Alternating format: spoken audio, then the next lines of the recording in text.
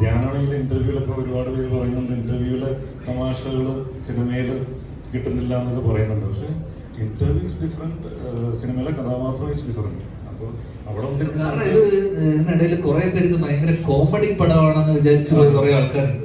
അപ്പൊ അവരോട് പറയാനുള്ളത് വെച്ചാൽ നമ്മളിത് ഇതൊരു നാട്ടുമ്പുറത്തുള്ള സീരിയൽ കില്ലിങ്ങും, കാരണം കുറച്ച് രണ്ട് പേരിലെ പറയുന്നത് കേട്ടു ഇത് ഹ്യൂമർ ഒന്നുമില്ലല്ലോ, കോമഡി ഒന്നുമില്ല. നമ്മൾ ആ യൂണിവേഴ്സ് ബിൽഡിങ്ങിന്റെ ഭാഗമായിട്ട് ആദ്യത്തെ ഒരു 10 മിനിറ്റ് ചെറിയ ചെറിയ സിറ്റുവേഷനിലായിട്ടുള്ള തമാശകൾ ഒഴിച്ചു കഴിഞ്ഞിട്ട് ഭയങ്കര സീരിയസ് ത്രില്ലർ അല്ലെങ്കിൽ സീരിയസ് ക്രൈം മിസ്റ്ററി തന്നെയാണ് ഈ പടത്തിന്റെ സ്വഭാവം. അതിൽ കുറച്ച് കാരിക്കച്ചറീസ് ആയിട്ടുള്ള ക്യാരക്ടേഴ്സ് വരുന്നുണ്ടെന്നേ ഉള്ളൂ. അപ്പം ഭയങ്കരമായിട്ടുള്ള കോമഡിയും ഇതൊന്നും പ്രതീക്ഷിച്ച് പോയവർക്ക് ചിലപ്പോൾ നിരാശയായിരിക്കും. കാരണം ഇതൊരു കോമഡി പടമല്ല. ഒരു പോയതിനു ശേഷം സെക്കൻഡ് ഹാഫ് ഒക്കെ അത്യാവശ്യം ത്രില്ലർ സ്വഭാവമുള്ള അല്ലെങ്കിൽ ഇൻവെസ്റ്റിഗേറ്റീവ് സ്വഭാവമുള്ള സിനിമയാണ്. അതൊന്നും എടുത്ത് പറയണം തോന്നി അത്ര. അല്ല, എന്നെ വെച്ച് ചെയ്യുന്നവർക്ക് ആൾക്കാർക്കാണ് ചലഞ്ചിങ്. അപ്പൊ അവരോട് ചോദിക്കണം, എനിക്ക് എല്ലാ റോളും ഒരുപോലെ ഇല്ലേ? എടോ ധ്യാൻ ചേട്ടൻ വിളിച്ചിട്ട് ഇവിടെ എത്തുമ്പോ ധ്യാൻ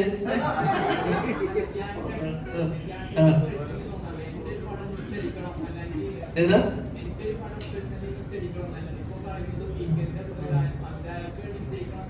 അതെ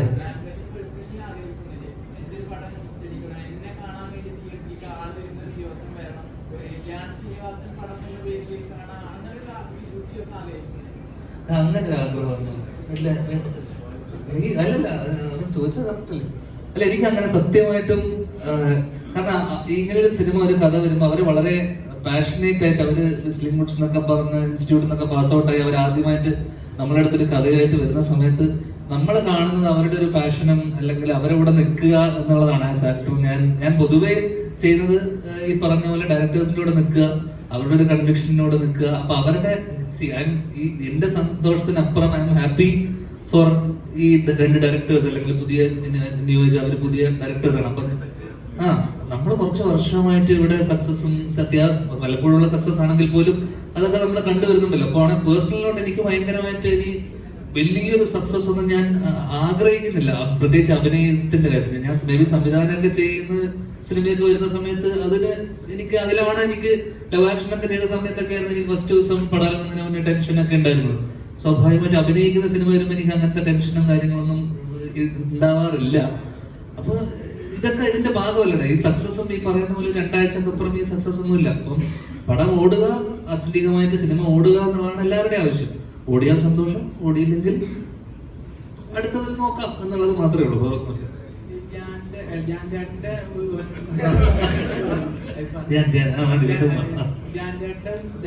ഒരു നടനുണ്ടെന്ന് കണ്ടത് ആദ്യം വിനീതേട്ടനായിരുന്നു. പ്രൂവ് ചെയ്തത് വർഷങ്ങൾക്ക് ശേഷം കണ്ടതാണ്. ഇപ്പൊ തുടരെ എല്ലാ പടത്തിലും ഞാൻ അഭിനയിച്ചുകൊണ്ട് പടം മോശമാവുന്നില്ല. പക്ഷെ ഞാൻ ഇത്രയും പടങ്ങൾ ചെയ്തു. ഞാൻ ചേട്ടന് ഒരു പേഴ്സണലി ഒരു പടം ഇത്ര പടം ആക്ടിങ് ചെയ്തിട്ട് ഒരു ആക്ടിങ്ങിനോട് പാഷൻ തോന്നാത്തതിന്റെ കാരണം. അല്ല, എനിക്ക് പണ്ട് മുതലേ ഞാൻ ആദ്യ സിനിമ തൊട്ട് എനിക്ക് ആ പാഷൻ ഇല്ല. അപ്പൊ പിന്നെ അത് പെട്ടെന്ന് അങ്ങനെ ഒരു പാഷൻ വരാനുള്ളൊരു സാധ്യത എനിക്ക് ആദ്യ സിനിമ തൊട്ടിട്ട് തന്നെ ഞാൻ സിനിമയില് അസിസ്റ്റന്റ് ഡയറക്ടറായിട്ടാണ് ഞാൻ തുടങ്ങിയതും. അപ്പൊ എനിക്ക് ഡയറക്ടർ ആവണം എന്നുള്ളത് തന്നെയായിരുന്നു ആഗ്രഹവും അതൊക്കെ. പിന്നെ തിര ചെയ്തു. തിര കഴിഞ്ഞതിന് ശേഷം ഒരു വർഷത്തെ ഗ്യാപ്പിന് ശേഷമാണ് കുഞ്ഞിരാമായണം ബേസിലിന്റെ സിനിമ ആയതുകൊണ്ട് ചെയ്തു. പ്രത്യേക അജു നീരജ് ഉള്ളത് കൊണ്ട് ചെയ്തു. ഒരേ മുഖം സൗഹൃദത്തിന്റെ പുറത്ത് ചെയ്തു. പിന്നെ ഗൂഢാലോചന അതേപോലെ അജുവും ബാസിയൊക്കെ ഉള്ളതുകൊണ്ട് ചെയ്തു. അങ്ങനെ ഈ സിനിമകളൊക്കെ ഉണ്ടായത് ഒരു ഫ്രണ്ട്ഷിപ്പിന്റെ ഫ്രണ്ട്സിന്റെ കൂടെ പടം ചെയ്യാലോ എന്നുള്ള ഒരു ആഗ്രഹത്തിന്റെ പുറത്തൊക്കെയാണ്. അപ്പോഴേക്ക് ഡയറക്റ്റ് ചെയ്യാൻ വേണ്ടി ലവ് ആക്ഷന് പോയി. പിന്നീട് കൊറോണ കഴിഞ്ഞതിന് ശേഷമാണ് ഞാൻ സിനിമ ചെയ്യുന്നത്. അതിന്റെ കാരണമൊക്കെ ഞാൻ കഴിഞ്ഞ ദിവസം ഒരു ഇന്റർവ്യൂവിൽ പറഞ്ഞിട്ടുണ്ട്, എന്തുകൊണ്ട് ഒരുപാട് സിനിമകൾ ചെയ്തു എന്നുള്ളതിന്റെ ഒക്കെ. അപ്പൊ എനിക്ക് പണ്ട് മുതലേ ഞാൻ എല്ലാ ഇന്റർവ്യൂവിലും പറയുന്ന കാര്യമാണ്, എനിക്കിപ്പോ വരുന്നതേ നമുക്ക് ചെയ്യാൻ പറ്റും, നമുക്ക് കിട്ടുന്നതേ നമുക്ക് ചെയ്യാൻ പറ്റും. നമ്മളുടെ അടുത്ത് നല്ലത് വരുമ്പോ, നല്ല കഥകൾ വരുമ്പോ അത് നമ്മൾ ചെയ്യാന്നുള്ളത് മാത്രമേ ഉള്ളൂ. അപ്പൊ നല്ലത് ഇപ്പൊ ഇതുപോലൊരു വർഷങ്ങൾക്ക് ശേഷം വന്നു, ഉജ്ജ്വലൻ വന്നു, നാളെ ഒരു നല്ലതൊരെണ്ണം ആരെങ്കിലും ഇപ്പൊ നമുക്ക് ഏറ്റവും കൂടുതൽ വേണ്ട നല്ല റൈറ്റേഴ്സിനെയും നല്ല കഥകളുമാണ് ഇവിടെ മിസ്സിങ് എല്ലാം. അപ്പം അത് നമ്മളിലോട്ട് എത്തുക എന്ന് പറയുന്നത്, കാരണം അത് പല പല സ്റ്റേജസിലൂടെ കടന്നു പോയിട്ടായിരിക്കും. ആദ്യം ചിലപ്പോൾ എനിക്ക് വരുന്ന കഥകൾ ഞാൻ സ്ഥലത്ത് പറഞ്ഞു, എനിക്ക് വരുന്ന കഥകളൊക്കെ ദുൽഖറിന് വേണ്ടി ആലോചിച്ച കഥകളൊക്കെയാണ് എനിക്ക് വേണ്ടി എത്തുന്നത്. ആദ്യം അവർ ആലോചിക്കുക ദുൽഖറിന് ചെയ്യാൻ വേണ്ടിയായിരിക്കും. പിന്നെ അത് താഴോട്ടെത്തി ആരും ചെയ്യാതെ വരുമ്പോൾ നമ്മളിലേക്ക് എത്തും. നമുക്ക് പ്രത്യേകിച്ച് പ്ലാനൊന്നും ഇല്ലാത്തതുകൊണ്ട് നമ്മളത് ചെയ്യും. അപ്പോൾ അതിൽ പലരും നമുക്ക് പരിചയമുള്ള ആൾക്കാരായിരിക്കും, സുഹൃത്തുക്കളായിരിക്കും, നമ്മളോട് വർക്ക് ചെയ്തിട്ടുള്ള അസോസിയേറ്റുകളായിരിക്കും. അപ്പൊ അവരുടെ ഒരു ആദ്യ സിനിമ നടക്കട്ടെ എന്നുള്ള രീതിയിൽ അവർക്കത് വിജയിച്ചാലേ അവർക്ക് മുന്നോട്ടൊരു കരിയർ ഉള്ളൂ. അപ്പൊ ഞാൻ സ്വാഭാവികം ചെയ്യണം എന്ന് പറഞ്ഞ് നമ്മളങ്ങനെ ചെയ്യും. പക്ഷെ ഈ സിനിമയിൽ അങ്ങനെ ആയിരുന്നില്ല. സ്വാഭാവികമായിട്ടും ഇത് വീക്കെൻഡ് അല്ലെങ്കിൽ ചേച്ചി സോഫിയ ചേച്ചിന്റെ ഒരു ബാനറിൽ ഒരു സിനിമ വരുമ്പോൾ അവർ സ്വാഭാവികമായിട്ടും അവരത് കേട്ട് ഇങ്ങനെ ഒരു സിനിമ, കാരണം ആദ്യമായിട്ട് ഒരു യൂണിവേഴ്സിലൊരു സിനിമ വരുന്നു, അപ്പൊ അത് കേട്ട് അവർക്ക് അത്രയും കോൺഫിഡൻസ് ഉള്ളത് കൊണ്ടാണ് ചേച്ചി ഇത് പ്രൊഡ്യൂസ് ചെയ്യാൻ തീരുമാനിച്ചത്. അപ്പൊ അതിനുശേഷം ഇന്ദ്രനീലും ഇതും രാഹുൽ എൻ്റെ അടുത്ത് പറഞ്ഞ, ചേട്ടൻ സാധാരണ അപ്രോച്ച് ചെയ്യുന്ന പോലെ അപ്രോച്ച് ചെയ്തത്, ഇതിന്റെ കഥ കേട്ടേ പറ്റൂ എന്ന് പറഞ്ഞ് എന്നെ കുത്തിയിരുത്തിച്ച് രണ്ടുപേരും കഥ കേൾപ്പിച്ചു. അപ്പൊ അങ്ങനെ നമ്മൾ നിർബന്ധം പിടിച്ച് നമ്മുടെ അടുത്ത് വരുന്ന ആൾക്കാർ വളരെ കുറവാണ്.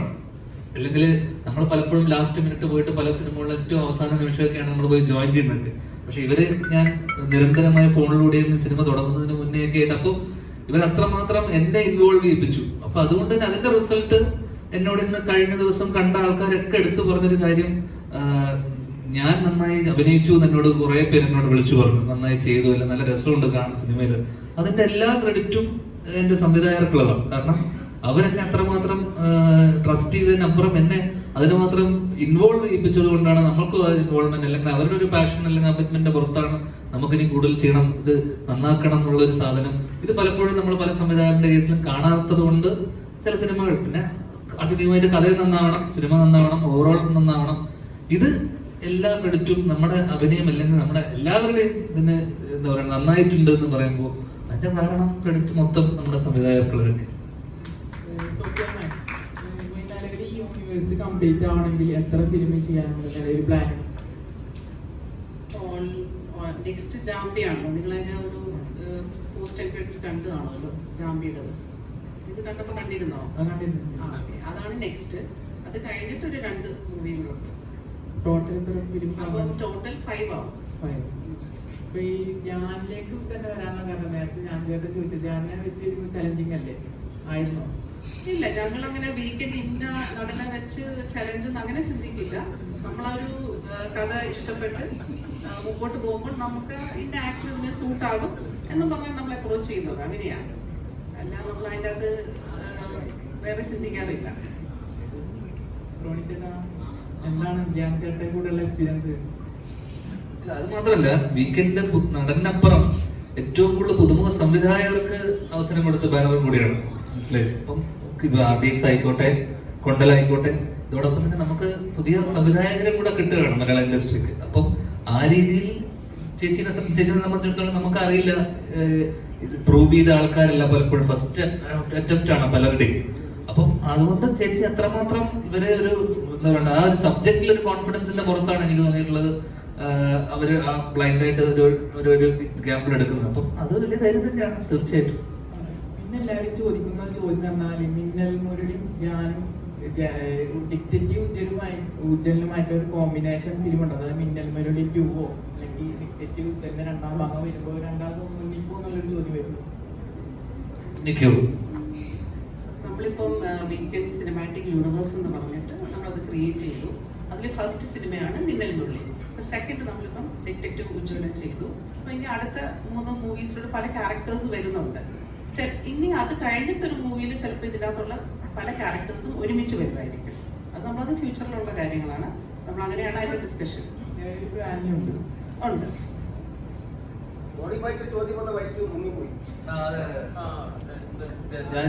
എക്സ്പീരിയൻസ്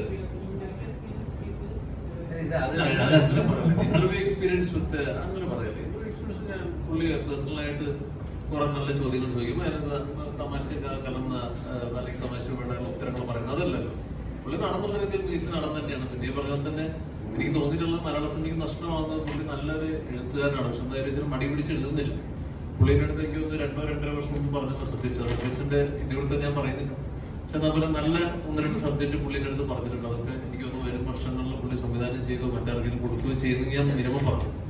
അപ്പൊ ആ ഒരു ക്രാഫ്റ്റൊക്കെയാണ് എനിക്ക് കൂടുതൽ പുള്ളിക്ക് തോന്നിയിട്ടുള്ളത്. പിന്നെ ഈ പറഞ്ഞ നമ്മൾ പല ആക്ടേഴ്സും ഇപ്പം വർക്ക് ചെയ്യും, അമിതമായിട്ട് ടേക്സ് എടുക്കാതെ പെട്ടെന്ന് കാര്യങ്ങൾ ഗ്രഹിക്കാൻ, അല്ലെന്നുണ്ടെങ്കിൽ പിന്നെ പറഞ്ഞ പോലെ തന്നെ ലെജൻഡറി ഒരാളുടെ മകനാണല്ലോ. അപ്പൊ ആ ഒരു ക്വാളിറ്റി പുള്ളിക്ക് ഉണ്ട് എന്ന് ഞാൻ വിശ്വസിക്കുന്നു. കൂടുതൽ ടെക്നീഷ്യനായിട്ടും പുള്ളി ശോഭിക്കട്ടെ. അല്ലാതെ ഈ ഇത് മറ്റേ ചോദ്യം തന്നെ ഒരു സുഖമാണ് ചോദ്യം. ഇന്റർവ്യൂവിൽ ഒരു മനുഷ്യൻ എന്താ അന്യമല്ലോ അല്ലല്ലോ, മനസ്സിലായി, ഫണ്ട് മനസ്സിലായി. അപ്പോഴും എക്സ്പീരിയൻസ് കണ്ണൂർ സ്ക്വാഡിൽ എനിക്കൊരു റോൾ ഉണ്ടായിരുന്നോ? എനിക്ക് കണ്ണൂർ സ്ക്വാഡിൽ ആ റോളാണ് പുള്ളി ചെയ്തത് അല്ലേ? സ്കൂൾ വേഷം ഉണ്ടായിരുന്നതാണ്. പക്ഷെ പുള്ളി കടി കുറയ്ക്കാനൊക്കെ പുള്ളിക്ക് കുറച്ച് ബുദ്ധിമുട്ടാന്നൊക്കെ പറഞ്ഞതോടെ പിന്നെ ഇപ്പൊ മൂവി കാണുമ്പോ പല സ്ഥലത്തും ശ്രീനി സാറിന്റെ ഒരു മാനറിസംസ് ഫീൽ ചെയ്യുന്നുണ്ടായിരുന്നു ചേട്ടന്റെ പല ഷോട്ട്സിലും.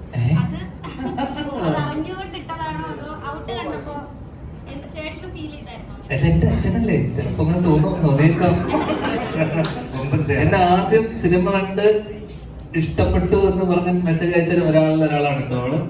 Thank you. തൊട്ടപ്പുറത്ത് ഐശ്വര്യ നീയും താങ്ക് യു. അതും കഴിഞ്ഞ ദിവസം പറഞ്ഞു നരിവേട്ടക്ക് രാത്രിയാ പോയത് അല്ലെ? ഫസ്റ്റ് ടൊവിനേക്കാളും ഇഷ്ടം എന്നെയാണെന്ന് പറഞ്ഞു അല്ലെ? അതെന്താ പറഞ്ഞല്ലോ അല്ലേ? അതെ. എന്താ നിനക്കറിയണ്ട അച്ഛന്റെ പോലെ സാമ്യം തോന്നിയോ? ആ അല്ലല്ല, അത് മനഃപൂർവ്വം അങ്ങനെ. എനിക്ക് ഞാൻ കഴിഞ്ഞ ഇടയിൽ BGMയുടെ ഒരു പരസ്യം ചെയ്തിരുന്നു. സന്ദേശത്തിന്റെ മറ്റേ നമ്മുടെ പഴയ സന്ദേശത്തിന്റെ മറ്റേ മറ്റേ സാധനം. അപ്പൊ അന്ന് ഞാൻ അനൂപാണ് ഡയറക്ട് ചെയ്തത്. സത്യനങ്ങളുടെ മോൻ അനൂപ് സത്യനാണ് ഡയറക്ട് ചെയ്തത്. അപ്പൊ അനൂപ് എന്നോട് പറഞ്ഞു ഇങ്ങനെ സെയിം കാര്യം. സാധാരണ അച്ഛന്റെ മാനേഴ്സ് കൂടുതലും അച്ഛന്റെ ഛായ ഒക്കെ കൂടുതൽ ചേട്ടനാണ് കൂടുതലുള്ളത്. അപ്പോ അനൂപനോട് ചോദിച്ചു ഇങ്ങനെ ചേട്ടൻ ചെയ്യുന്നതായിരിക്കില്ലേ കുറച്ചുകൂടെ കറക്റ്റ് ആയിട്ട് ഇത് ചെയ്യാന്നുള്ള സാധനം. പക്ഷെ അത് ചെയ്തു വന്നപ്പോ കണ്ടപ്പോ എന്നോട് സത്യനങ്ങളും അല്ലെങ്കിൽ കുറെ പേര് പറഞ്ഞു കുറച്ചുകൂടെ ആയിരുന്നു അതിന്റെ കുറച്ചുകൂടെ അച്ഛന്റെ കുറെ ശൈലിയൊക്കെ അതിനകത്ത് ഉണ്ടെന്ന്. അപ്പൊ എനിക്ക് ചില കാര്യത്തിനകത്ത് ഒക്കെ തോന്നി. ട്രെയിലറിലൊക്കെ ഉള്ള ആ ആടിപ്പ് എവിടെ ഉണ്ട് എന്നൊക്കെ ചോദിക്കുന്ന ചോദ്യം, അങ്ങനെ ചില സാധനം ഡയലോഗ് പറയുന്നതിനകത്തൊക്കെ എനിക്ക് കണ്ടപ്പോ ഒന്ന് രണ്ട് പേര് എന്നോട് പറയുകയും ചെയ്തു. അതിലേറ്റവും അതിനപ്പുറം കഴിഞ്ഞ ദിവസം എന്നോട് അമ്മ വന്നിട്ട് ചോദിച്ചു അച്ഛനും നിന്റെ ഒരു പടം ഇറങ്ങിയിട്ടുണ്ടെന്ന് അറിഞ്ഞു എന്ന് പറഞ്ഞു. എന്താ സിനിമയുടെ പേര് എന്ന് വെച്ചാൽ ഞാൻ പറഞ്ഞു ഡിറ്റക്റ്റീവ് ഉജ്ജ്വലൻ സിനിമയുടെ ചോപ്പി ചേച്ചിന്റെ പടമാണെന്നൊക്കെ പറഞ്ഞു. അപ്പൊ പുള്ളി പറഞ്ഞു ഞങ്ങളെ പോയി കാണാൻ പറ്റുമോ എന്ന് ചോദിച്ചു. സാധാരണ കാരണം ഇതിനു മുന്നേ അവര് പോയിട്ടുള്ള സിനിമകൾക്കെല്ലാം തന്നെ അച്ഛനും അമ്മക്കുള്ള പേടി നിങ്ങളെയാണ് പേടി. കാരണം നിങ്ങൾ എന്തെങ്കിലും അഭിപ്രായം ചോദിച്ചു കഴിഞ്ഞാൽ സ്വന്തം മോനെ പറ്റി കുറ്റം പറയാൻ പറ്റൂലല്ലോ എന്ന് പേടിച്ചിട്ട്, അല്ലെങ്കിൽ അവന്റെ സിനിമയെ പറ്റി കുറ്റം പറയില്ല, അങ്ങനെ പേടിച്ചിട്ട് എന്റെ അമ്മ അച്ഛൻ ഈടേക്ക് സിനിമ കാണാനേ പോകാറില്ല, പ്രത്യേകിച്ച് എന്റെ സിനിമ. അപ്പൊ ഞാൻ പറഞ്ഞു ധൈര്യമായിട്ട് പോയിക്കോ, ചീത്തപ്പേരില്ല, വലിയ പ്രശ്നമില്ലാതെ പോകും. അഭിപ്രായം ചോദിച്ചാലും നല്ലതാണെന്ന് പറഞ്ഞാൽ മതി എന്ന് ഞാൻ പറഞ്ഞില്ല. നല്ലതാണോ ഞാൻ പറഞ്ഞു നല്ലതാണ് എന്ന് പറഞ്ഞിട്ടുണ്ട്. അതുകൊണ്ട് ചിലപ്പോൾ സിനിമ കാണാൻ വരും രണ്ടുപേരും. അപ്പൊ എന്തായാലും നിങ്ങളെ പേടിച്ചിട്ട് ശ്രീനിവാസന്റെ വീട്ടിൽ കുത്തിയിരിക്കുക, അഭിപ്രായം ചോദിച്ച് പോയി വിഷമിപ്പിക്കല്ലേ.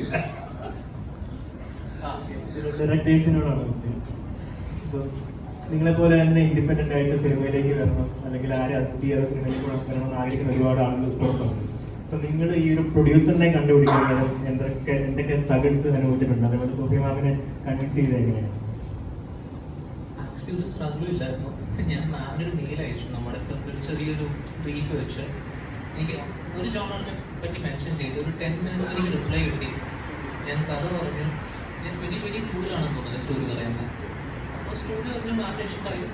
സെക്കൻഡ് ഹാഫിൽ കുറേ സീൻസ് ഒക്കെ ഉണ്ടായിരുന്നു. ഒരു വർഷം എടുത്ത് നമുക്ക് ജസ്റ്റ് റിഫൈൻ ചെയ്യാനും കാര്യങ്ങളെല്ലാം.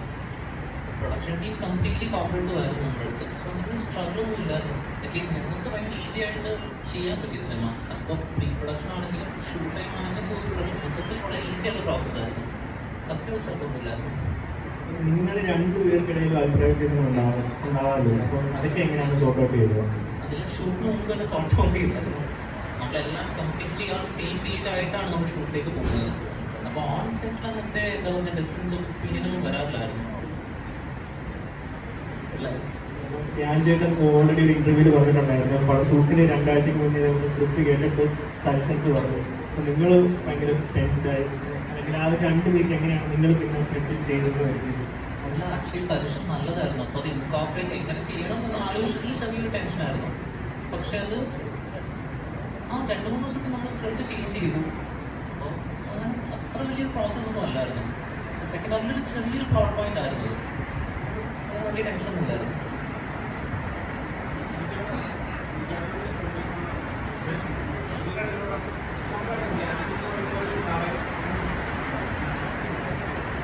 ഹലോ. ഞാൻ എന്ന് പറഞ്ഞ നടൻ ഒരു വർഷം അഭിനയിക്കുന്ന സിനിമകളുടെ എണ്ണം എത്രയാണെന്ന് നമുക്കറിയാം. ഈ സ്റ്റാറിന് പേരും വിളിക്കുന്നുണ്ട്. അത് ഇവർക്ക് അത്രത്തോളം പണം വരാത്തോണ്ട്, അല്ലെങ്കിൽ രണ്ടാളും അഭിനയിക്കാൻ റെഡിയാണ്. വരുന്നില്ല, അതാണ് സത്യമായിട്ട് ചോദിച്ചു. 7 മാസമായിട്ട് വരുന്നില്ല, വരാത്തോണ്ടല്ലേ. അത് എനിക്ക് വരുന്നു, ഞാൻ ചെയ്യുന്നു, വരുന്നു, ചെയ്യുന്നു. ഇവന്റെ അത്രയും വരുന്നില്ല.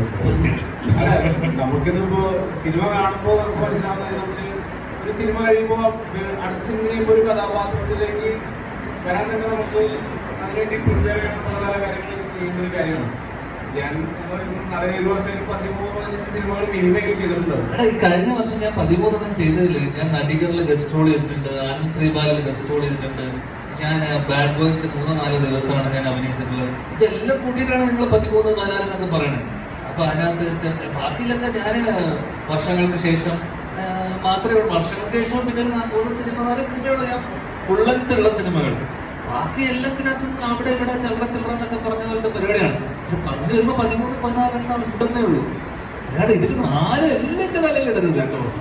ഞാൻ ചോദിച്ചിട്ടുള്ളതാണ്, ഈ കഥാപാത്രങ്ങൾ ഇത്രയും ചെയ്യുമ്പോൾ ഞാൻ ചേട്ടൻ എഫേർട്ട് ഉള്ളത്. ആ എഫേർട്ട് പറയുന്നത് ഇപ്പം എല്ലാവർക്കും അല്ലെങ്കിൽ കുടുംബ സംവിധായകർക്കും അതുപോലെ ക്രൂവിനും അവർക്കെല്ലാവർക്കും ഹെൽപ്ഫുള്ളാണ്. ഇന്ത്യയിൽ നടനെ സംബന്ധിച്ച് ഒത്തിരി സിനിമകൾ ചെയ്യുമ്പോഴുള്ളൊരു കാര്യം. അപ്പോൾ ഞാൻ പറയുന്ന നടൻ എന്നുള്ള രീതിയിൽ ഇത്തരം സിനിമകൾ ചെയ്യുമ്പോഴുള്ളൊരു എങ്ങനെയായിരുന്നു? ഞാനടുത്തല്ലേ ചോദിക്കണ്ടോ? നിങ്ങളുടെ അടുത്തായിരുന്നു ചോദിക്കുന്നത്. ഞാൻ ഇത്തരം വളർച്ച കാണുമ്പോഴുള്ളൊരു കാര്യം അസൂയ തോന്നുന്നുണ്ടോ? ഒരിക്കലുമില്ല. അല്ല, എനിക്ക് ചോദ്യം മനസ്സിലായില്ല. എന്താണ് ഇപ്പൊ ഞാൻ പറഞ്ഞത്? ഇപ്പൊ ഓരോ ആക്ടേഴ്സും, ഞാൻ ആസ് ആൻ ആക്ടർ എനിക്കൊരു വിഷൻ ഉണ്ട്. ഞാൻ എങ്ങനെ എത്തണം, അല്ലെങ്കിൽ ഞാൻ എന്താണ് ചെയ്യേണ്ടതെന്നുള്ളൊരു വിഷൻ എനിക്കുണ്ട്. ഞാൻ ചെയ്യുന്ന സിനിമകൾ എങ്ങനെയായിരിക്കണം, ഞാൻ ചെയ്ത കഥാപാത്രങ്ങൾ ഞാൻ ഒരു വിഷൻ കണ്ടിട്ടുണ്ട്. ധ്യാനിന്റെ വിഷൻ അദ്ദേഹം പറഞ്ഞല്ലോ എങ്ങനെയാണ് സിനിമകളുടെ അപ്രോച്ച് ചെയ്യുന്നത്, അല്ലെങ്കിൽ എങ്ങനെയാണെന്നുള്ളത് പറഞ്ഞു. ഓരോരുത്തർക്കും ഓരോ രീതികളാണ്. അല്ലെങ്കിൽ ഡിഫറെന്റ് ക്യാരക്ടേഴ്സ് ഒക്കെ ചെയ്യുമ്പോൾ മറ്റു കഥാപാത്രങ്ങൾക്ക് സാമ്യമാവുന്നൊന്നും ഇതൊക്കെ ഉണ്ടാവില്ല. ഞാൻ ശ്രമിക്കാറുണ്ട്. ഒരു വർഷം ഇത്രയും സിനിമ ചെയ്യുമ്പോഴേ അത് ചോദിക്കും. എന്നോട് ചോദിക്കുകയാണോ? എടുത്ത് ചോദിച്ചിട്ടില്ല. അത് ധ്യാനടുത്തല്ല ചോദിക്കേണ്ടത്. ഏതാ ഇവിടെ നാളെ നീ ഒരു സിനിമ ചെയ്യാനാണ് വിളിക്കുകയാണെങ്കിൽ ഞാൻ വരും. ഇവിടെ അതിന്റെ കഥയെല്ലാം കൊള്ളൂല്ലെങ്കിൽ പോലും അത്രേ ഉള്ളൂ. അതാണ് ആ ബന്ധത്തിന്റെ പുറത്തല്ലേ അല്ലേ? ഇവൻ എന്നോട് ചാൻസ് ചോദിച്ചു, നീ അഭിനയിക്കാൻ വന്നത് ഞാൻ പറഞ്ഞില്ലേ ഓക്കെ എന്ന്. നീ തന്നെ തിരിഞ്ഞു പോകും. ആ, അത് നമ്മൾ അത്രയല്ലേ ഉള്ളൂ. അതിലൊരു ബന്ധം. നീ നാളെ സിനിമയിൽ ഞാൻ വരും, അത്രയല്ലേ ഉള്ളൂ. നാളെ പോണിച്ചേട്ടൻ 2 സ്കോഡ് 2 വിളിച്ചാൽ ഞാൻ പോകും.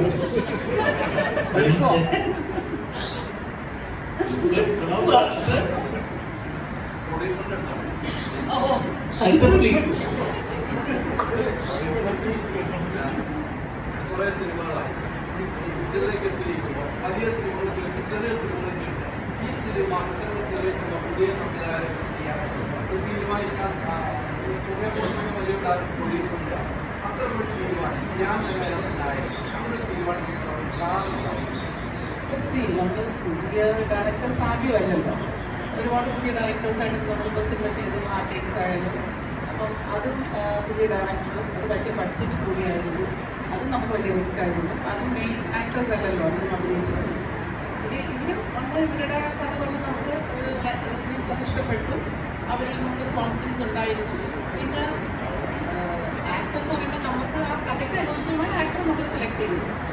നമുക്ക് 1-2 ഓപ്ഷൻസ് ഉണ്ടായിരുന്നു. അപ്പോൾ അതിൽ 1-2 ആക്ടേഴ്സിനോട് നമ്മൾ പറഞ്ഞു. അത് കഴിഞ്ഞിട്ട് നമ്മളിവിടെ 3 പേരായിരുന്നു നമ്മൾ അതിലുണ്ടായിരുന്നു. അപ്പോൾ ധ്യാനുമായിട്ട് ആക്ച്വലി ഞാൻ ധ്യാനായിട്ട് സംസാരിക്കുന്നത് ഒരു മൂവി ഡയറക്റ്റ് ചെയ്യാൻ വേണ്ടിയിട്ടായിരുന്നു. ഞങ്ങൾ അങ്ങനെയാണ് സംസാരിക്കുന്നത്. പക്ഷെ അത് അങ്ങനെ ആ ഡിസ്കഷനിലാണ് ഞാൻ ധ്യാനോട് പറയുന്നത് എനിക്കൊരു പ്രോജക്റ്റ് ഒന്ന് ചെയ്യാനൊന്ന് കേൾക്കണം. അത് കേട്ടു, ഞാൻ ഇഷ്ടമായി. അങ്ങനെ ഞങ്ങളുടെ പ്രോജക്റ്റ് ഓണായി. പിന്നെ ഡെഫിനറ്റ്ലി ആഗ്രഹമുണ്ട്. ധ്യാൻ റെഡിയാണ്, നമ്മൾ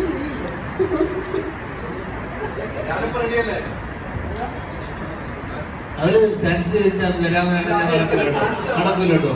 നമ്മൾ ഒരുമിച്ച് അവനെ ഒരു പടം ഇതുവരെ കൂടിയിട്ടില്ല. ഒരു പടം ഇറങ്ങിയിട്ടില്ല, ഓടിയിട്ടില്ല പലതും. ഞാൻ ചോദിക്കട്ടെ, ഈ നമ്മുടെ കോമ്പോ ഫ്ലോപ്പാണ് ഞാൻ ചോദിക്കട്ടെ, ഈ പ്രൊഡ്യൂസർ ഇപ്പോൾ ഇവിടെ ആ. ഒരു തീരുമാനമെടുക്കുകയാണ്. അതെ.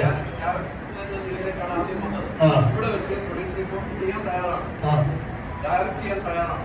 അതെന്ത് why not? കൈകൊടുത്തൂടെ ഉറപ്പിക്കാൻ നമുക്ക് ഒരു പുതിയ സിനിമ ഇതുപോലെ നിങ്ങളുടെ വീട്ടിൽ വന്നിട്ട് അച്ഛന് എന്റെ എതിരെ 500 സ്ക്രിപ്റ്റ് എഴുതണമെന്ന് സാധനം ഓർമ്മയുണ്ടോ? സ്ക്രിപ്റ്റ് മധ്യസ്ഥ സ്ക്രിപ്റ്റ് കൊടുക്കുന്നില്ല. സ്ക്രിപ്റ്റിലല്ല പുള്ളി എഴുതണമെന്നല്ലേ പറഞ്ഞത്. പുള്ളി എഴുത്തറ ഇപ്പോഴും തയ്യാറാണ്. തയ്യാറാണ് ചോദിക്കും, പോയിട്ട് വീട്ടിൽ പോയിട്ട് നാളെ ഇത് ഒരുമിച്ച് നമ്മൾ ചോദിക്കും. ചോദിക്കും. നാളെ ആ സ്ക്രിപ്റ്റാണ് ഞാൻ സോമിച്ചതിന്റെ ബാങ്കിൽ ചെയ്യാൻ പോകുന്നത്. ഓക്കെ ഓക്കെ ആണല്ലോ. Okay okay. സോമയുടെ വേറെ കാര്യം ചോദിക്കട്ടെ. ഇപ്പോൾ നേരത്തെ പറഞ്ഞല്ലോ, പുതിയ താരങ്ങളാണ്, പാർട്ടിക്സിലാണ് പുതിയ താരങ്ങളാണ്, അങ്ങനെയാണ് പുതിയ സംവിധായകരാണ്.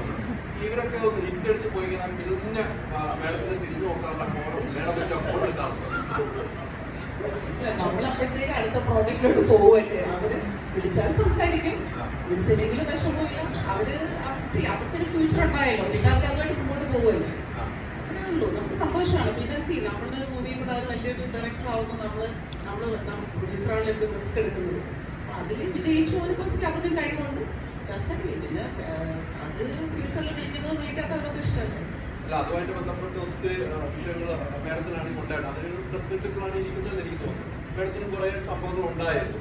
അത് വല്ലാത്ത വിഷമത്തിലേക്ക് മേഡം എത്തിയായിരുന്നു. വലിയ ഇടപെടലൊക്കെ ഉണ്ടായി.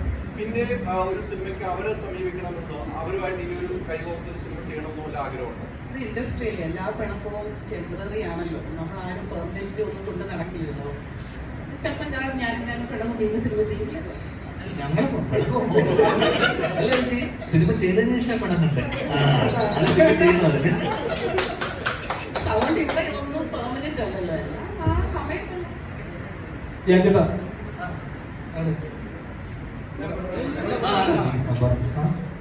നമുക്ക് ഒരു ജയിലർ വന്നപ്പോ കറക്റ്റ് ഒരു ജയിലർ കൊണ്ടുവന്ന ഒരു ക്ലാഷ് ചെയ്തു. ഇപ്പൊ തഗ് ലൈഫ് വരുമ്പോ അതില് ഞാന് അല്ലാതെ ചേട്ടൻ അറിഞ്ഞുകൊണ്ടാണോ അങ്ങനെ ഇത്ര ധൈര്യമുള്ള ഒരു കാര്യമായിട്ട് സത്യം പറഞ്ഞു. അല്ല, ആ ധൈര്യം എനിക്ക് ജനിച്ചപ്പോ മുതലുണ്ട്. അത് വേറെ കാര്യം. പക്ഷേ അത് നമ്മുടെ സുഹൃത്ത് ഡയറക്ടീവ് സിനിമയാണ് ബാലു എന്ന് പറഞ്ഞിട്ട്. അവനാണ്, പുള്ളിയാണ് നായകൻ. അപ്പൊ എന്നെ ഒരു അര ദിവസത്തെ ഞാൻ ചേട്ടാ പരിപാടി ഉണ്ടെന്ന് പറഞ്ഞപ്പോ ഞാനത് വളരെ അതാ പറഞ്ഞേ, അവൻ വിളിച്ചാലും ഞാൻ പോകും, നീ വിളിച്ചാലും ഞാൻ വരും. അത്രേ ഉള്ളൂ, നമ്മുടെ ജോലിയല്ലേ. അതായത് ഞാൻ അതിനകത്ത് ഒരു അര ദിവസത്തെ അല്ലെങ്കിൽ ഒരു 1-2 സീറ്റിൽ മാത്രമേ ഉള്ളൂ. എന്താണ് നമ്മളെന്താണെന്ന് സ്വീകരിക്കും, അത്രേ ഉള്ളൂ. ഏതാ അത് നിങ്ങൾ ഉപയോഗിക്കുന്നില്ലേ? അപ്പൊ പിന്നെ അവർ ഉപയോഗിച്ചോട്ടോ. നന്ദി. ഏതാ എന്താ ഈ ഒരു ക്യാരക്ടർ അതല്ല, ഒരു കാര്യം ചോദിക്കണം. എയർക്രാഫ്റ്റിംഗ് കഴിഞ്ഞ് തരക്കുന്ന പ്രശ്നം പറ്റിയോ? അതാണ് എയർക്രാഫ്റ്റ് എനിക്ക് പ്രശ്നം പറ്റിയില്ല. മറ്റേ സ്റ്റോമക്കിന്റെ പറഞ്ഞു. അങ്ങനെ എന്തോ ചോദ്യം ചോദിക്കാൻ സോഷ്യലി കമ്മിറ്റഡ് അവരെല്ലാം പറയുന്നത്. ഓക്കെ, ഈ ഒരു ക്യാരക്ടർ ആക്ച്വലി ഭയങ്കര ഒരു ഡിഫറെന്റ് ആയിട്ട് ഫീൽ ചെയ്തു. റോണി ചേട്ടന്റെ പാട്ട് നോക്കുമ്പോൾ കോമഡി ആണെങ്കിലും വർക്ക്ഔട്ട്, ഒരുപാട് കാര്യങ്ങൾ വർക്ക്ഔട്ട് ആയിട്ടുണ്ട്. ആ ഒരു ക്യാരക്ടർ കംപ്ലീറ്റ്ലി കൺവേ ആയിട്ടുണ്ട്. ചേട്ടന് അതിനുള്ള ഒരു പ്രിപ്പറേഷൻസ് ഇവര് തന്ന ഒരു പറഞ്ഞല്ലോ, കുറെ മാസം വെറുതെ കൊണ്ട് നന്നായിട്ട് പ്രിപ്പയർ ചെയ്ത സമയം കിട്ടി. അതാണ് സത്യം. എന്റെ അടുത്ത് വന്നപ്പോൾ തന്നെ പറഞ്ഞു, ചൂസ് ചെയ്ത് ദിവസം എന്റെ അടുത്ത് എത്തിയില്ലേ. എന്റെ പടങ്ങളൊക്കെ വരുമ്പോഴേ ഓരോരോ ക്യാരക്ടർ പലരും പറയുമ്പോൾ നമുക്ക് മനസ്സിലാവില്ല. ചില സജഷൻസ് പറയാം. എപ്പോൾ റെഡി ആയിട്ടില്ലെന്ന് പറഞ്ഞിട്ട് പോകുമ്പോൾ തന്നെ തെളിവ് പറഞ്ഞിട്ട് പോയപ്പോൾ മുകളിലുണ്ട്. ഞാൻ പറഞ്ഞു, മര്യാദയ്ക്ക് വരണം പടം ചെയ്തെന്ന് പറഞ്ഞു. ഞാനിപ്പോ കുറച്ച് വാതിലുകൾ തുറന്നിട്ടിട്ടുണ്ട്.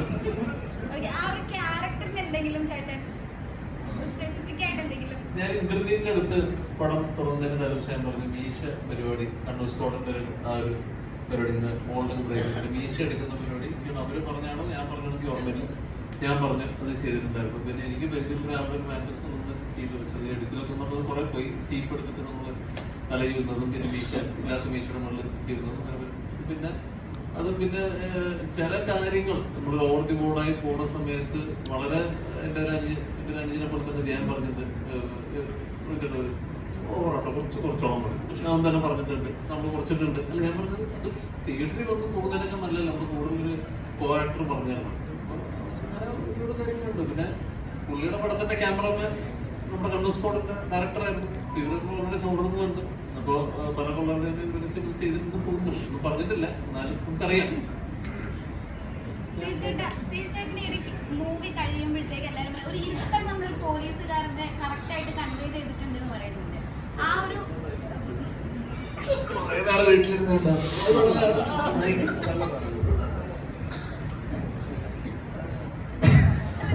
കിട്ടി അല്ല ഞാൻ മൂന്നാമത്തെ പോലീസ് ക്യാരക്ടറാണ് ചെയ്യുന്നത്. അത് ആദ്യത്തെ പോലീസ് ക്യാരക്ടർ വാർത്തകൾ ഇതുവരെ എന്ന് പറയുന്ന സിനിമയിൽ പോലീസ് കോൺസ്റ്റബിൾ ആയിരുന്നു, CPO ആയിരുന്നു. ജഗന്റെ മൂവിയിൽ അത് ഇറങ്ങിയിട്ടില്ല. അതിൽ SA ആയിട്ടാണ്, പ്രൊബേഷൻ പീരീഡിൽ വരുന്ന SA ആയിട്ടാണ്. ഇതിലിപ്പോൾ CA ആയി. അപ്പോൾ ഇരുത്തം വരുമല്ലോ കോൺസ്റ്റബിളിൽ നിന്ന്. ഇതിൽ SA ആയി, CA ആയി. അതിന്റെ ഇരുത്തം വന്നായിരിക്കും. ഇരുന്നിട്ട് IG ആയിരിക്കും.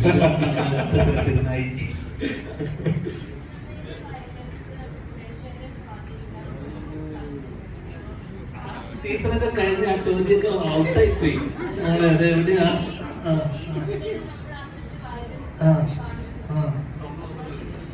ഇത് ഇതൊക്കെ സെൻസർ ചെയ്ത് ഇവിടെ സെൻസർ ബോർഡൊക്കെ ഉണ്ട്. ഇതൊക്കെ സെൻസർ ചെയ്തിട്ട് 16+ എന്നൊക്കെ അല്ലേ ഒക്കെ കഴിഞ്ഞിട്ടാണ് ഇതൊക്കെ വരുന്നത് സിനിമയിൽ. അത് ആൾക്കാരെ ഇൻഫ്ലുവൻസ് അങ്ങനെയുള്ള ഉത്തരമൊക്കെ കുറെ പേര് ഇതായിട്ട് ഓടി ഉത്തരങ്ങളല്ലേ. അത് ഇവിടുത്തെ പറയണം എന്താ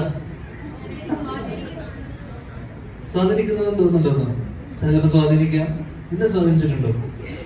ഇല്ല. നിന്നെ സ്വാധീനിച്ചിട്ടുണ്ടോ? ഇല്ല. നിന്നെ ഇവിടെ ഉള്ള 10 ആൾക്കാരെടുത്തു സ്വാധീനിച്ചിട്ടുണ്ടോ? എന്നെ ഉത്തരം കിട്ടിയില്ലേ? ഇത്രയും പേരെ സ്വാധീനിച്ചിട്ടില്ല. അപ്പൊ പിന്നെ നിങ്ങളൊക്കെ സ്വാധീനിക്കില്ല, നമ്മളെ സ്വാധീനിച്ചോ? ഒരു ഗ്രാമം മൊത്തം കത്തിച്ച ആളാണ്. അമ്മൂക്കിനെ കൊണ്ട് രാത്രി പാതിരാത്രിയൊക്കെ പോയിട്ട് രാത്രി 7:30 മനുഷ്യൻ പാവം. നിന്നെ സ്വാധീനിച്ചിട്ടില്ലല്ലോ, എന്നെ സ്വാധീനിച്ചിട്ടില്ല. കഴിഞ്ഞു, നമുക്ക് കിട്ടിയ ഉത്തരം.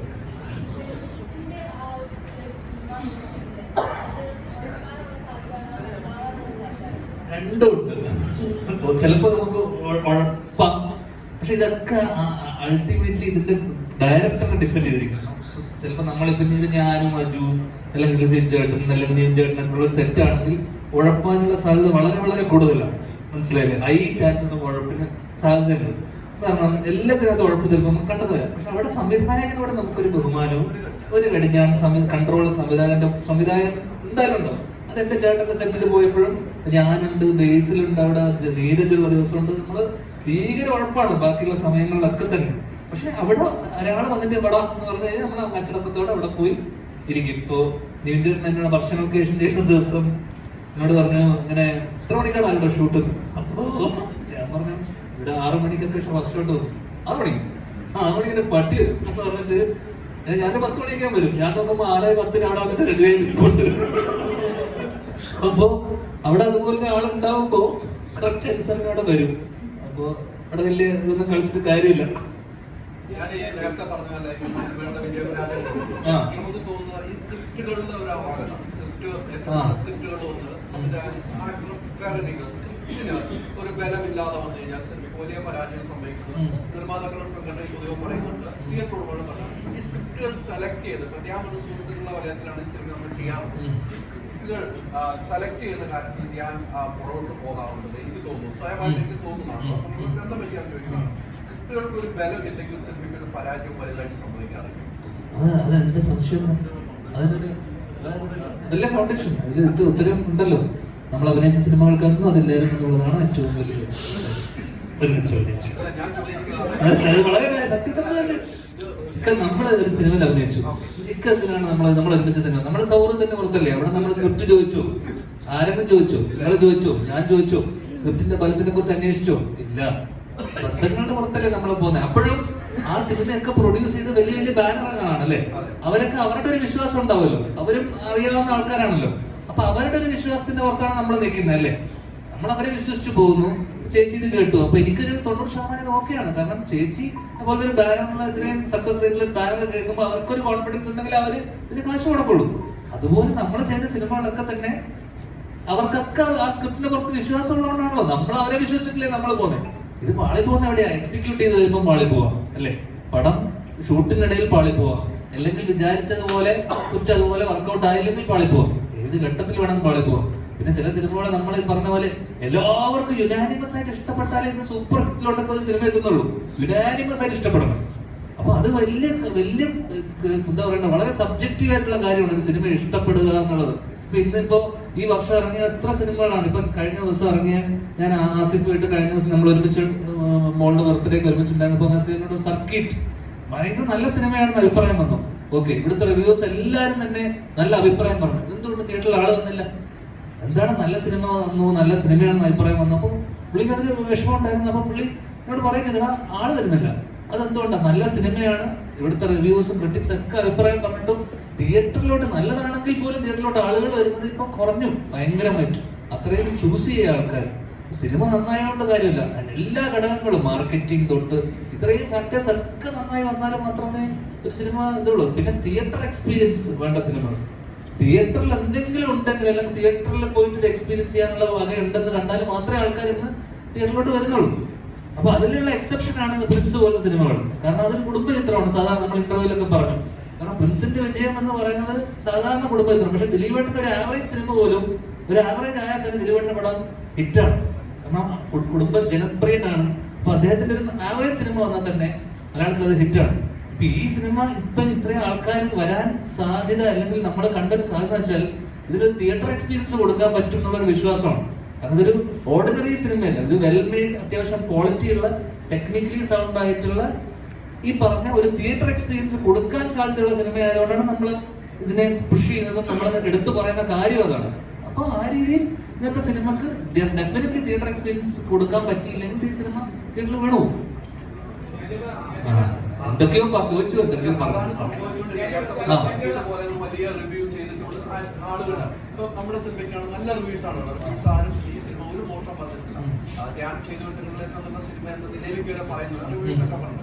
നമ്മളോ അതിനകത്ത് സന്തോഷവാനാണ്. ഞാൻ ഉൾപ്പെടെ ധ്യാൻ സന്തോഷമാണ് തന്നെയാണ്. പക്ഷെ ആ സിനിമയും നമുക്ക് വേണ്ടത്ര രീതിയിലേക്ക് തിയേറ്ററിലുള്ള ആളുകൾ എത്തുന്നുണ്ടോ എന്ന് അതാ പറഞ്ഞത്. അതിനു വേണ്ടിയാണല്ലോ നമ്മളിപ്പോ ഈ സക്സസ് മീറ്റും ഇതെല്ലാം ഇതിന്റെ മാർക്കറ്റിംഗിന്റെ ഭാഗമായിട്ടാണല്ലോ നമ്മൾ തിയേറ്ററിലെ ആൾക്കാരെ കൊണ്ടുവരാനും ആൾക്കാരെ അറിയിക്കാനും. പിന്നെ ഏറ്റവും വലിയ കാര്യം എന്ന് വെച്ച് കഴിഞ്ഞാൽ, ഇപ്പൊ ഇന്നിപ്പോ ഇവിടെയുള്ള പലരും കണ്ടു, ഇതിലുള്ള എത്രയോ പേരിനോട് പറഞ്ഞു ചേട്ടാ കൊള്ളാന്ന് പറയുന്നു. ഇവരൊരു 10 പേരെടുത്ത് പോയി പറയുന്നു. ഈ പറയുന്ന വേർഡ് ഓഫ് മൗത്ത് തന്നെയാണ് ഒരു സിനിമ എന്ന് വിജയിപ്പിക്കുന്നത് എനിക്ക് തോന്നുന്നു. ആൾക്കാർ 10 പേര് കണ്ട ആൾക്കാരെടുത്ത് 10 പേരെടുത്ത് പറയുമ്പോൾ അവർ പോയി കണ്ട് കാര്യമുള്ളൂ. കാരണം ഒരു പരിധി വരെ ഒന്നും ക്രിറ്റിക്സിനോ റിവ്യൂസിനോ അല്ലെങ്കിൽ എന്ത് നെഗറ്റീവ് റിവ്യൂസിനോ ഇൻഫ്ലുവൻസ് ചെയ്യാൻ പറ്റില്ല. ഒരു പരിധി കൂടുതൽ അത് ഞാൻ പറഞ്ഞത് ഭയങ്കര സബ്ജക്റ്റീവാണ്. എനിക്കൊരു സിനിമ ഇഷ്ടമായി എന്ന് വിചാരിച്ചിട്ട് നിങ്ങൾക്കത് ഇഷ്ടപ്പെടണം എന്നില്ല. എനിക്ക് ഇഷ്ടമാവുന്ന സിനിമ നിങ്ങൾക്ക് ഭയങ്കരമായിട്ട് ഇഷ്ടപ്പെടാം. അതുകൊണ്ട് ഇതിലൊരു കാര്യമില്ല. നിങ്ങൾ പോയി കണ്ട് തീരുമാനിക്കുക എന്നുള്ളത് മാത്രമേ ഉള്ളൂ ഈ കേസ്. ഇല്ല, ഞാൻ അത് ദിലീപേട്ടൻ സിനിമയല്ലേ. ദിലീപേട്ടനും ഏട്ടനും കഴിഞ്ഞിട്ട് ഞാനൊരു 10 ദിവസം അതൊക്കെ ഉള്ളൂ ആ സിനിമയിൽ. വേറെ ഒരു ചോദ്യം ചോദിച്ചോട്ടെ. ആഴ്ചയിൽ 7 സിനിമകളോളം റിലീസ് വരുന്നുണ്ട്. അത് തീർച്ചയായിട്ടും ഒരു കൺട്രോൾ ചെയ്യേണ്ട ഒരു സംഭവം തന്നെയല്ലേ ഒരു പ്രൊഡ്യൂസർ എന്ന നിലയിൽ? അടുത്ത ആഴ്ചയും വരുന്നുണ്ട് 6 സിനിമകൾ. ഞാനിങ്ങനെ പറയും, ഓരോരുത്തരുടെ ആഗ്രഹമാണല്ലോ മൂവി എടുക്കാന്നുള്ളത്. അല്ലല്ല, നമുക്ക് കൺട്രോൾ ചെയ്യാൻ പറ്റുള്ളൂ. നിങ്ങളൊക്കെ പ്രൊഡ്യൂസേഴ്സിന്റെ സൈഡിൽ നിന്നായാലും ഡിസ്ട്രിബ്യൂട്ടർ സൈഡിൽ നിന്നായാലും അത് ചിന്തിച്ച് തീരുമാനം എടുക്കാൻ പറ്റിയ സംഭവങ്ങളല്ലേ. വലിയ പൈസ മുടക്കിയ സിനിമകൾ ഇപ്പൊ ഓഡിയൻസ് കേടുന്നില്ല, ധ്യാനേട്ടൻ പറഞ്ഞാൽ. അപ്പൊ അതൊരു ഇഷ്യൂ തന്നെ അല്ലേ? ഇപ്പൊ എല്ലാവരും ഇത് കണ്ടോണ്ടിരിക്കുകയാണല്ലോ ഇൻഡസ്ട്രിയിൽ ഇത് നടക്കുന്നത്. ഡെഫിനറ്റ്ലി എല്ലാവരും ഇത് ആലോചിക്കേണ്ട ഒരു കാര്യമാണത്. അല്ല, അതെന്താ വെച്ചാൽ ഇപ്പൊ ഉള്ള കഴിഞ്ഞ വർഷങ്ങളായിട്ട് കഴിഞ്ഞ കുറച്ച് ഇതായിട്ട് ഇപ്പം സമ്മർ ടൈമാണ്, ഏപ്രിൽ മെയ് അവധിക്കാലമാണ്. ഇപ്പൊ ജൂൺ കഴിഞ്ഞാൽ മഴ തുടങ്ങും, അല്ലെങ്കിൽ സ്കൂൾ തുറക്കും. സ്കൂൾ തുറന്നു കഴിഞ്ഞാൽ തിയേറ്ററിലോട്ട് ആൾക്കാർ, മൺസൂൺ തുടങ്ങി കഴിഞ്ഞാൽ ആൾക്കാർ വരില്ല. അപ്പൊ ഈ സമ്മറിലെ സംബന്ധിച്ച സീസണാണ് ഏറ്റവും കൂടുതൽ ആൾക്കാർ സിനിമ കാണാൻ വരുന്ന സമയമാണ്. അപ്പൊ സ്വാഭാവികമായിട്ടും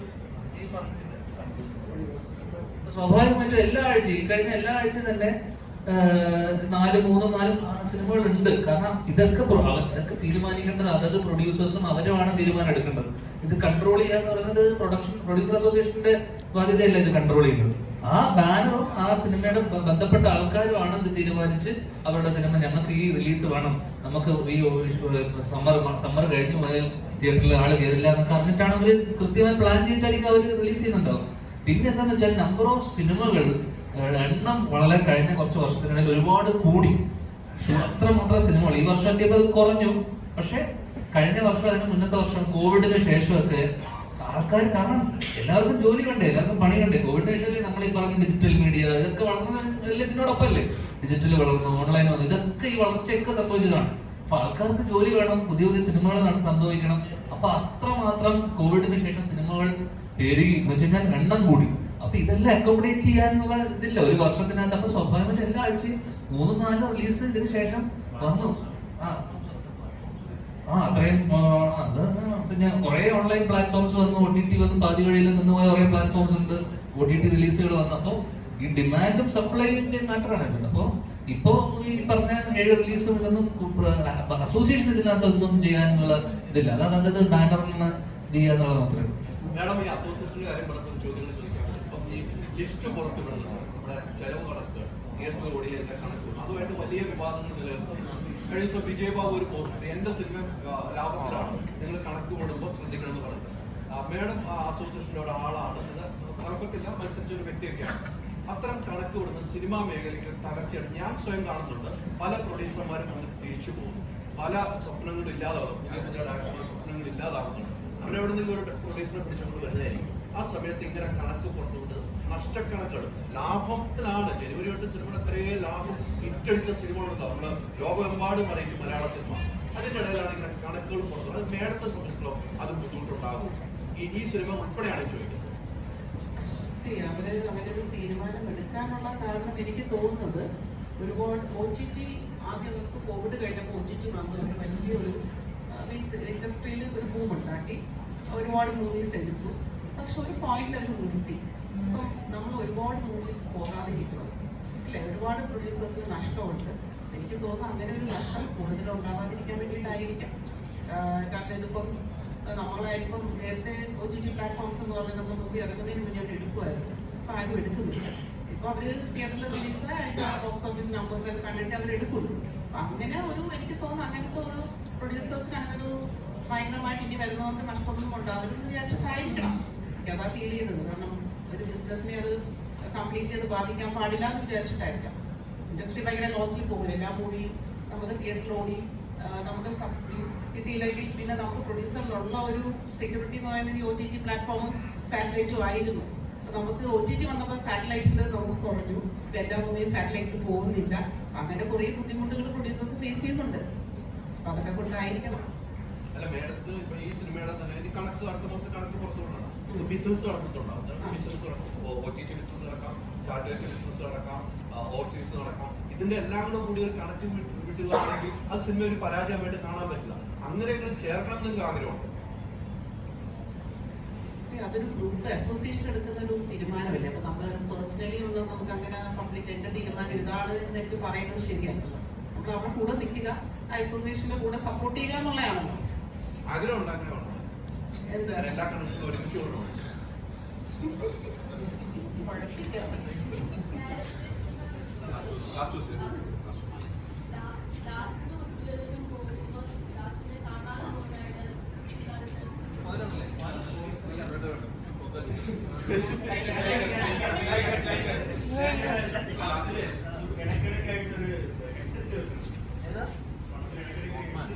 അത് എന്റെ സ്വന്തം ഹെഡ്സെറ്റ് വീട്ടിൽ നിന്ന് കൊണ്ടുവന്നു.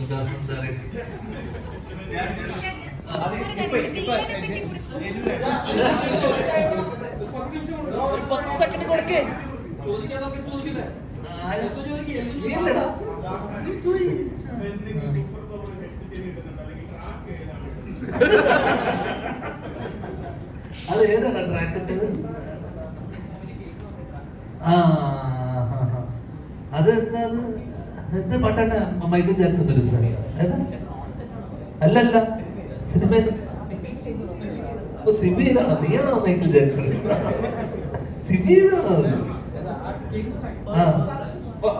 ഫസ്റ്റിലുള്ള സോങ് അല്ലേ? ഫസ്റ്റും ഓക്കെ അത് ചെയ്ത ട്രാക്കാണ്. അല്ലാതെ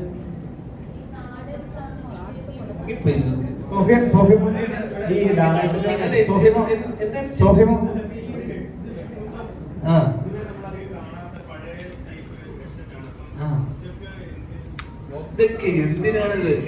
അവര് പറഞ്ഞു, ഞാൻ വെച്ചു. അത് വെച്ച് കഴിയുമ്പോ ഈ ലാലേട്ടന് അടിപൊളിയായിട്ടുള്ള ഒരു കോംബോ വരുന്നുണ്ടെന്ന് പറഞ്ഞു. സോഫിമാൻ പ്രൊഡ്യൂസ് ചെയ്യണം, അതിന്റെ അപ്ഡേഷൻ ഒന്ന് പറയാമോ? അതുകൊണ്ടോ ഞാൻ എവിടെയും അങ്ങനെ പറഞ്ഞിട്ടില്ല. നമ്മൾ അൻവർ റഷീദയുടെ ഒരു പ്രോജക്റ്റ് ഉണ്ട്, എല്ലാവർക്കും ആഗ്രഹമാണല്ലോ. അതിന് ലാലേട്ടനും ആരായാലും നമ്മളൊന്നും തീരുമാനിച്ചിട്ടില്ല. മാസങ്ങളായിരിക്കും ഒന്നും തീരുമാനിച്ചിട്ടില്ല. പ്രോജക്റ്റ് ഉണ്ട്, അത്രയേ ഉള്ളൂ.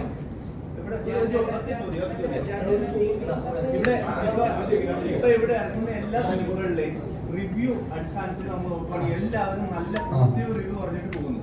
എല്ലാവരും ഒരു നെഗറ്റീവ്, ആ പടത്തിന്റെ കറക്റ്റീവ് റിവ്യൂ ഇപ്പൊ ഓൺലൈൻ മാധ്യമങ്ങൾ വരാറില്ല. ആകെ ഒരു അശ്വത് ഗോപൊക്കെയാണ് അത്യാവശ്യം ഒരു 90% എങ്കിലും സിനിമയുടെ റിവ്യൂ കറക്റ്റ് ആയിട്ട് പറയുന്നത്. പക്ഷെ പലരും ഈ പോസിറ്റീവ് റിവ്യൂ കണ്ടിട്ട് സിനിമ കാണാൻ പോയിട്ട് വളരെ വിഷമത്തോടെ ആ പടം വളരെ മോശമായിരുന്നു എന്ന് പറഞ്ഞ അനുഭവിച്ചിട്ടുണ്ടായിരുന്നു. ഈ ഒരു പടം ഇറങ്ങുമ്പോൾ അതിന്റെ കറക്റ്റ് റിവ്യൂ അല്ലെങ്കിൽ പ്രേക്ഷകരുടെ കറക്റ്റ് പൾസ് അറിയണമെങ്കിൽ ആ പടം ഒറ്റിച്ച് വരണം. അതിന്റെ ഫസ്റ്റ് എക്സാമ്പിൾ ആണ് പൊന്മാൻ എന്ന സിനിമ. പൊന്മാൻ എന്ന സിനിമ ഇതേപോലെ എല്ലാ പടത്തിനും നല്ല റിവ്യൂ കൊടുത്തതിന് ശേഷം അങ്ങനെ വിചാരിച്ച പലരും തിയേറ്ററിൽ പോയില്ല. ആ പടം അക്ഷരാർത്ഥത്തിൽ മലയാളത്തിൽ ഏറ്റവും ബെസ്റ്റ് മൂവി അത് പലരുടെ നിന്റെ അഭിപ്രായം അല്ല. എല്ലാ പടവും ഇഷ്ടപ്പെടുന്ന ഒരാളില്ല. ഒരു പടം അവനായിരിക്കും 90%. നമുക്കൊന്നും അല്ല നിന്റെയാന്ന് പറയണം. നീ നിന്റെയാന്ന് പറയണം. ഞങ്ങളൊക്കെ ഉള്ളത് നിന്റെയാന്ന് പറയണം. അഷ്ടമിയൊക്കെ ഉള്ളത് 90% നിന്റെയാന്ന് പറയണം.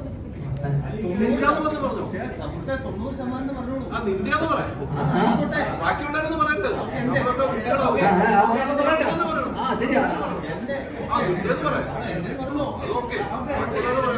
ഞാൻ കാണാറുണ്ട്, ആശുപത്രിന്റെ റിവ്യൂ കാണാറുണ്ട്. എനിക്കത് വർക്കാവാറുണ്ട്.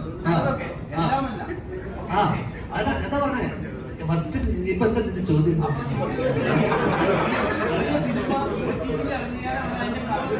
അറിയാൻ പറ്റുന്നുള്ളൂ. കാരണം അന്നേരമാണ് പ്രേക്ഷകരെല്ലാം കൂടുതൽ പേരും ആ സിനിമകൾ കണ്ടിട്ട് അതിന്റെ റിവ്യൂ നമുക്ക് ട്രോളായിട്ടും അതിന്റെ റെസ്പോൺസ് തരാറുണ്ട്. അതായത് ഒരു സിനിമ ഇറങ്ങുമ്പോൾ എന്താണ് കറക്റ്റ് റിവ്യൂ എല്ലാവരും പറയാറുള്ളത് എന്നാണ് ഒരു സിനിമ ഇറങ്ങുമ്പോൾ കറക്റ്റ് റിവ്യൂ ആരും കറക്റ്റ് പറയുന്നില്ല. അവർക്ക് അവരുടെ സെൻസിബിലിറ്റി വെച്ചിട്ട് അവർ പറയാൻ പറ്റുള്ളൂ. ഓരോരാൾക്ക് ഓരോ ബുദ്ധി ആലോചനയല്ലേ. അത് നീ ഇപ്പൊ നീ എന്താ കറക്റ്റ് ആയിട്ട് റിവ്യൂ പറയാത്തെന്ന് വെച്ചാൽ നമുക്ക് ഇതിനെ പിടിച്ച് അടിക്കാൻ പറ്റും. നിന്റെ വിശ്വസികളെ നിന്റെ ചോദ്യം ഭയങ്കര അടിസ്ഥാനമായിരുന്നു. ഞാൻ പറഞ്ഞുതരാം. ഞാൻ നേരത്തെ അതിനാണ് പറഞ്ഞത്, സിനിമ വളരെ സബ്ജക്റ്റീവ് ആയിട്ടുള്ള കാര്യമാണ്. നിനക്ക് ഇപ്പൊ പൊന്മാൻ ഇഷ്ടപ്പെട്ടു എന്ന് വെച്ചോ, ഇവിടെയുള്ള എല്ലാവർക്കും പൊന്മാൻ ഇഷ്ടപ്പെടണമെന്നില്ല. നീ പറയണം പൊന്മാൻ ഗംഭീര സിനിമയാണെന്ന്. പക്ഷെ ഈ പൊന്മാൻ ഇഷ്ടപ്പെടാത്ത എത്രയോ പേരുണ്ടാവും, നമുക്ക് ഉണ്ടാവും. അതാ പറ, അത്രേ ഉള്ളൂ റിവ്യൂന്റെ കേസിൽ. സിമ്പിൾ അല്ലേ? റിവ്യൂന്റെ കേസ് നീ ഒരാളെ വിശ്വസിച്ചിട്ടല്ലോ റിവ്യൂ കണ്ടിട്ടാണോ നീ സിനിമക്ക് പോകുന്നത്? ചിലപ്പോ ആയിരിക്കും, നിന്റെ കേസിലല്ല. അപ്പൊ പിന്നെ അത്രയുള്ളൂ അതിനുള്ള ഉത്തരം. അതുകൊണ്ട് നീ എന്നോട് ചോദിക്കാം എന്തുകൊണ്ടാണ് റിവ്യൂസ് കറക്റ്റായിട്ട് റിവ്യൂ? ഞാൻ റിവ്യൂ അല്ല, നാളെ ഞാൻ റിവ്യൂ അവിടെ അടി ഉണ്ടാക്കും. അത്രയുള്ളത്. റിവ്യൂ ഇതൊക്കെ അടിസ്ഥാനപരമായ റിവ്യൂ എന്തിനാന്ന് എനിക്കറിയാമോ? എന്തിനാ എന്തെല്ലാം നീ ചോദിച്ചെന്ന് വെച്ചാൽ എന്താണ് ഇവരൊന്നും കറക്റ്റ് പറയാത്തെന്നുള്ളതാണ് നമ്മളെ ചോദ്യം. പിന്നെ ഇപ്പൊ നമ്മൾ OTT-യുടെ കേസ് നീ ചോദിച്ചാല് OTT-യിൽ വരുമ്പോഴാണ് ഇത് കറക്റ്റായിട്ട് അറിയുന്നത്. അത് തെറ്റാ. കാരണം അറിയുമോ, ചില സിനിമകൾ നമ്മൾ തിയേറ്ററിൽ എക്സ്പീരിയൻസ് ചെയ്ത് തീരണം. മനസ്സിലായില്ലേ? അപ്പൊ ഞാനൊരു സിനിമ ഇതേപോലെ സിനിമ തിയേറ്ററിൽ കണ്ടു. ഓക്കെ, എനിക്ക് ആ സിനിമ തിയേറ്ററിൽ കണ്ടില്ല. കാണാത്ത സിനിമ ഞാൻ OTT-യിൽ, അത് തിയേറ്ററിൽ സൂപ്പർ ഹിറ്റ് ആയ സിനിമയാണ്. ഓക്കെ, ആ സിനിമ കണ്ടിട്ട് പിന്നെ ഞാൻ OTT-യിൽ വരുമ്പോൾ കാണുന്ന സമയത്ത് ഞാൻ ഇതേപോലെ തന്നെ ഞാനൊരു ഡിസ്കഷനിൽ ഞാൻ എനിക്കൊന്ന് അശ്വനിന്റെ അടുത്ത് ആരുടെ തന്നെ സംസാരിക്കും, ഫോണിൽ സംസാരിച്ചപ്പോൾ ഞാൻ ചോദിച്ചു ഇതെന്താണ്, ഇത് ഭയങ്കര അഭിപ്രായമുണ്ട് പക്ഷെ എനിക്ക് ഇഷ്ടപ്പെട്ടില്ല എന്ന് പറയുമ്പോൾ എനിക്കൊന്ന് അശ്വൻ തന്നെ പറഞ്ഞു, ആരും ഇത് റിവ്യൂർ തന്നെയാണ്. അവൻ പറഞ്ഞത് ഞാൻ തിയേറ്ററിൽ കാണണം. തിയേറ്ററിൽ ആ സൗണ്ട് അല്ലെങ്കിൽ ആ സൗണ്ടിന്റെ കൂടെയും അല്ലെങ്കിൽ ആ തിയേറ്ററിൽ നമുക്കത് ആ ഒരു ഇത് പരിപാടി വേറെ തന്നെയാണ് എന്നുള്ളത്. അത് ചില സാധനങ്ങൾ അങ്ങനെ കണ്ടാലും മാത്രമേ നമുക്ക് അത് ഫീൽ ചെയ്യാൻ പറ്റുള്ളൂ. ചിലപ്പോൾ ഒരു വലിയ മോബിന്റെ കൂടെ ഒരു മാസിന്റെ കൂടെ കാണുമ്പോൾ ചില സിനിമകൾ നമ്മൾ ഭയങ്കരമായിട്ട് ആസ്വദിക്കും, ചില തമാശ സിനിമകൾ, ചില ത്രില്ലർ. പക്ഷെ വീട്ടിൽ നമ്മൾ ഒറ്റയ്ക്ക് ഇരുന്ന് കാണുന്ന സമയത്ത് നമുക്കെല്ലാം ചിലപ്പോൾ നമുക്ക് എല്ലാ പാളിച്ചകളും മനസ്സിലാവും. നമ്മൾ 2-3 ദിവസം എടുത്തിട്ടില്ലേ പല സിനിമകൾ കാണുന്നത്. അതുകൊണ്ട് ഒന്നും പറയാൻ പറ്റില്ല. ഇത് എന്തുകൊണ്ടാണ് അവൻ കറക്റ്റായിട്ട് റിവ്യൂ പറയാത്തതെന്ന് നമ്മൾ റിവ്യൂ നോക്കിയിട്ടാണോ? ഇത് ചിലപ്പോൾ എത്രയോ ആൾക്കാർ റിവ്യൂ നോക്കി പോകുന്ന ആൾക്കാരാണ്. പോകുന്നവർ പോട്ടെ, നീ അങ്ങനെ പോകണം. കഥാപാത്രം ചെയ്ത ആളെ പറ്റി പറഞ്ഞു. അതിനെ കുറിച്ച് പറയണോ? വലിയ കൂടുമ്പോ അത് എന്താ അവന്റെ നമ്പർ അയച്ചു തരാം.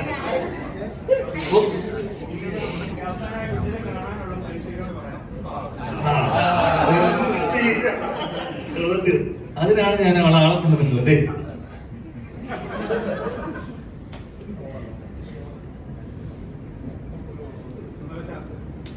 അതിനിടയിൽ നമുക്ക് ഏറ്റവും റിവ്യൂ, എല്ലാ റിവ്യൂവിലും യുനാനിമസ് ആയിട്ട് പറഞ്ഞൊരു കാര്യം സിബിയുടെ ബാക്ക്ഗ്രൗണ്ട് സ്കോർ മ്യൂസിക് ഗംഭീരമായിരുന്നു.